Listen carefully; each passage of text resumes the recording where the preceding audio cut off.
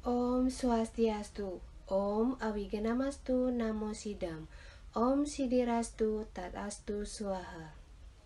Nah, dalam kesempatan hari ini, Ibu akan mengajarkan materi pendidikan agama Hindu di kelas 2 bab 1 tentang Mahabharata.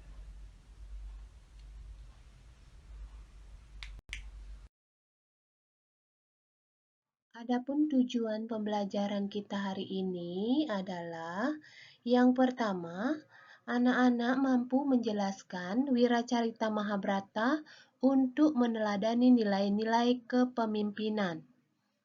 Yang kedua, menyebutkan tokoh-tokoh baik dalam cerita Mahabharata untuk meneladani nilai-nilai kepemimpinan. Dan yang terakhir, anak-anak bisa menyebutkan tokoh-tokoh tidak baik dalam Wiracarita Mahabharata untuk meneladani nilai-nilai kepemimpinan. Nah, kita lanjutkan untuk pengertian Mahabharata. Itiasa adalah bagian dari Weda, khususnya Upaweda. Itiasa ini merupakan epos yang berisi cerita kepahlawanan untuk menegakkan dharma melawan adharma. Di dalam Itiasa terdapat dua kitab, yaitu Mahabharata dan Ramayana. Sehingga Mahabharata itu dikenal tidak hanya berupa cerita, namun banyak sekali mengandung ajaran-ajaran agama sebagai pedoman kita menjalani kehidupan di dunia ini. Nah, anak-anak, perhatikan sekarang Ibu akan menjelaskan tentang Mahabharata. Kitab Mahabharata ditulis oleh Maharesi Vyasa memakai bahasa Sanskerta. Maharesi Vyasa juga sebagai penulis kitab suci Weda. Dalam cerita Mahabharata tersebut berisi tentang nasihat Sri Krishna terhadap Arjuna yang dikenal dengan kitab Bhagavad Gita. Seiring dengan penyebaran agama Hindu di Indonesia, cerita Mahabharata berkembang pesat yang dialihbahasakan ke dalam bahasa Jawa kuno pada zaman pemerintahan Raja Dharmawangsa di Kerajaan Kediri.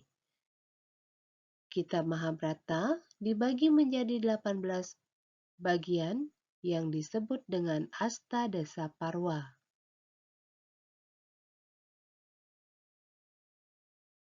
Cerita Mahabharata ini menceritakan perang besar antara keluarga Bharata.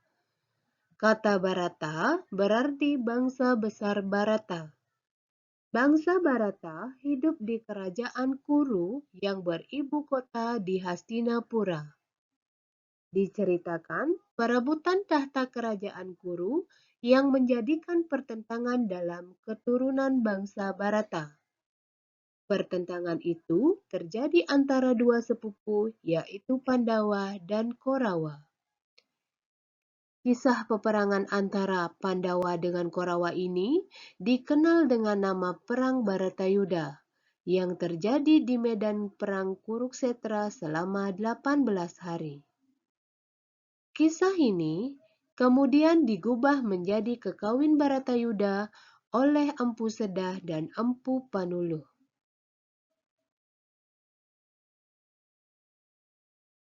Nah, anak-anak, dapat kita ketahui bahwa kisah Mahabharata banyak mengandung nilai-nilai yang dapat dijadikan pedoman di dalam menjalani kehidupan di dunia.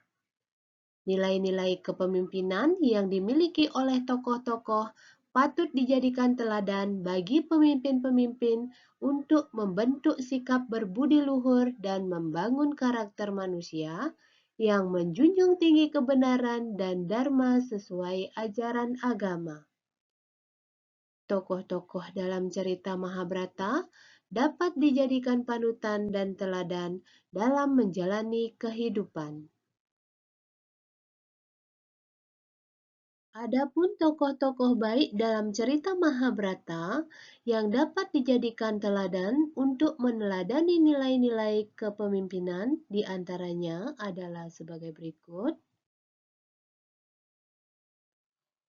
Yang pertama adalah Kresna, yang kedua adalah Bisma, yang ketiga adalah Pandu, yang keempat adalah Widura, yang kelima adalah Dewi Kunti, yang keenam adalah Dewi Madri, yang ketujuh adalah Drestarasta, yang kedelapan adalah Dewi Gandari, yang kesembilan adalah Drona, yang kesepuluh adalah Dewi Drupadi, yang kesebelas adalah Yudhistira, yang kedua belas adalah Bima, yang ketiga belas adalah Arjuna, yang keempat belas adalah Nakula, yang kelima belas adalah Sahadewa, yang keenam belas adalah Karna, yang ketujuh belas adalah Abimanyu, dan yang terakhir adalah Gatotkaca.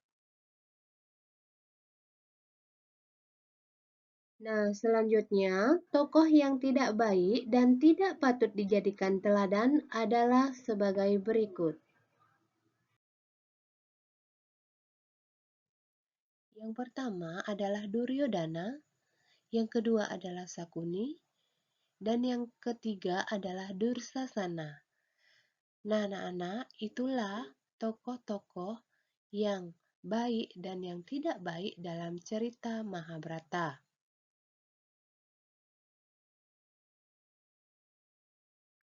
Karakter tokoh yang harus kita teladani adalah karakter dari para Pandawa.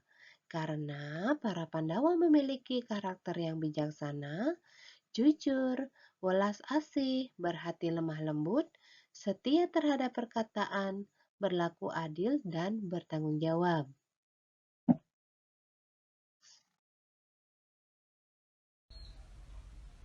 Baik, terima kasih anak-anak. Demikianlah video pembelajaran pada hari ini. Tetap semangat belajar, tetap jaga kesehatan kalian di rumah. Terima kasih. Kita tutup pembelajaran ini dengan Paramo Santi. Om Santi, Santi, Santi, Om.